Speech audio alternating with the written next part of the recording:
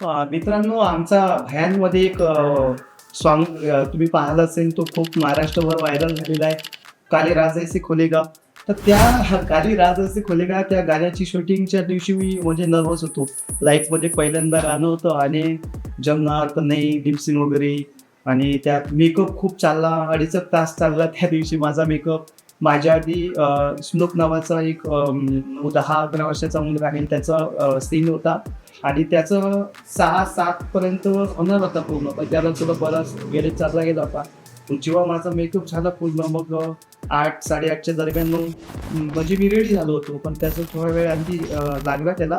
मग तो नर्वस झाला होता आणि त्या थकला होता तो, असं डोळ्यात पण झोपेसारखं म्हणजे थोडं वाटत होतं. आता थंडी होती, तर त्याच्यामुळं पण त्याच्यानंतर मी जसा मेकअप वगैरे माझा झाला आणि मी थोडं प्रॅक्टिस करत होतो. त्या प्रॅक्टिसला पाहून म्हणजे आमचं खेळीमेळीचं वातावरण झालं होतं आणि पूर्ण या वातावरणामध्ये म्हणजे त्या सांगायचं याच्यासाठी आहे की त्याचा एकदम उत्साह वाढला म्हणजे प्रॅक्टिस पाहून. मग त्याचं संपलं आणि माझं चालू झालं, तर तो थोडा वेळ मग थांबला. तर त्यामध्ये स्वतः शेकोटी पेटू लागला आणि शेकोटी पेटून माझी जी काही सीन होती त्या गाण्यामधली प्रॅक्टिसच्या वेळेसच तो पाहू लागला. म्हणजे आता बाकीचे मध्ये काही जेवण झालं आणि तू आता झोपून जा. पण तू स्वतःच नाही हो हो म्हटलं आणि शेकोटी तयार केली. त्याला शेकोटी वगैरे लाकूड गिकूड आणि थोडा वेळ असं बाहेरनं मग तो चांगलाच 15-अर्धा घंटा म्हणजे तो पाहू लागला आणि त्याचं एकदम तो ऍक्टिव्ह झाला. त्याची जशी काही त्याचा उत्साह वाढला, मलाही उत्साह आला. त्याचं पूर्ण जोश पाहून मला जोश आला की तो आपलं गाण्याची ऍक्टिंग पाहून तो एवढा ऍक्टिव्ह होऊ शकते. तर मग म्हणजे थोडं मला पण काय आली उत्साह वाढला आणि मग चांगल्या प्रकारे तो सॉन्ग मी करू शकलो. बाकीचे सर्व लोकांची वेगवेगळे अँगलनं उत्साह थोडाफार मिळतच होता. अखबारों की सुर्खियों में नाम मेरा ही चलता है.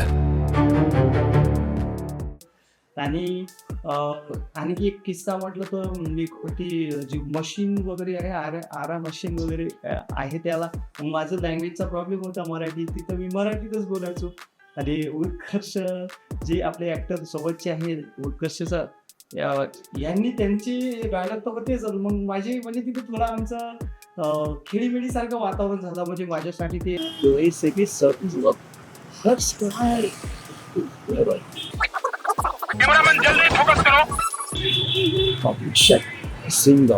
डोळ्याचा रंग बरोबर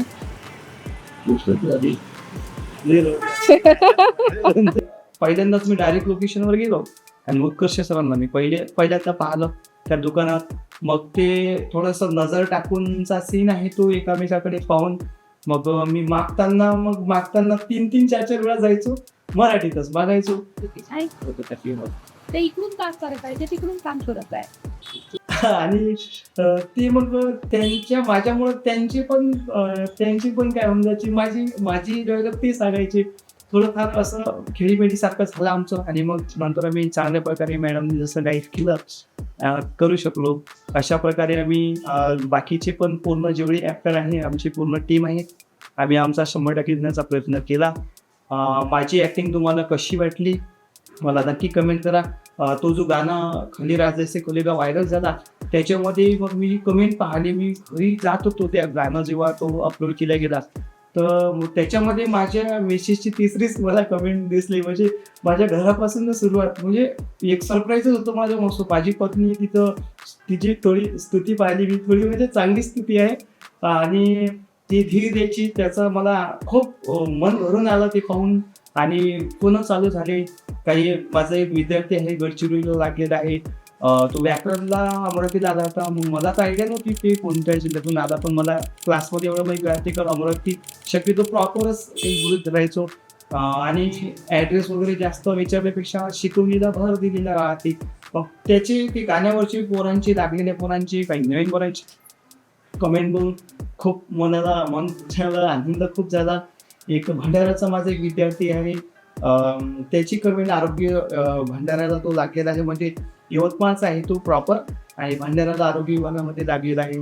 त्यांची कमेंट मला दिसली त्या गाण्यात, विद्यार्थ्यांची कमेंट वगैरे. आणि गाणं ती कमेंट होत्या पाहून आनंद होत आहे.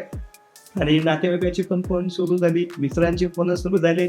एक सर्वांसाठी एक सरप्राईज सारखं झालं. म्हणजे सर्व लोक म्हणायची बापरे, आम्ही विचारही नव्हता केला म्हणजे की टीचिंग क्षेत्रातून डायरेक्ट मूवीमध्ये.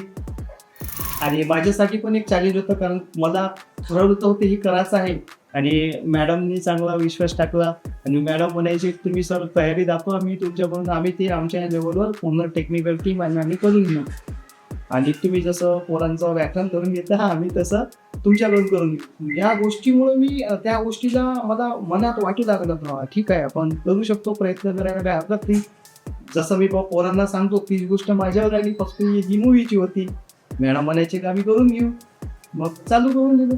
आलो मग शूटिंग शनिवारी यायचो, संध्याकाळी रात्री शूटिंग चालायची, रविवारी पण चालायची आणि संध्याकाळी मग जायचो. आणि मित्रांची पुन्हा आली आणि माझ्यासाठी चॅलेंज होतं क्लासला धक्का न लागता. हा खूप मोठा चॅलेंज होता. मग मॅडमनी थँक्यू मॅडम. आणि बऱ्याच गोष्टी मला शिकायला मिळाल्या आणि अजून खूप काही शिकायचं आहे आणि शिकत आहे. एवढंच सांगतो शेवटी की सर्वांनी माझी कशी ॲक्टिंग वाटली तुम्हाला तुम्ही भयांचं पाहून नक्की सांगा, कमेंट करा. काही मला बऱ्याच गोष्टी होऊ शकतील, नवीन आहे, काही चुकलो असेल आपल्या सतून पदरात घ्या. आणि असंच मी काहीतरी ॲक्टिंग चांगली असेल तर तुमचा प्रतिसाद असेल तर मी नक्कीच ट्राय करेन. मित्रांनो, भयान आणखी सुरुवात यामध्ये लवकरच भेटूया. थँक्यू.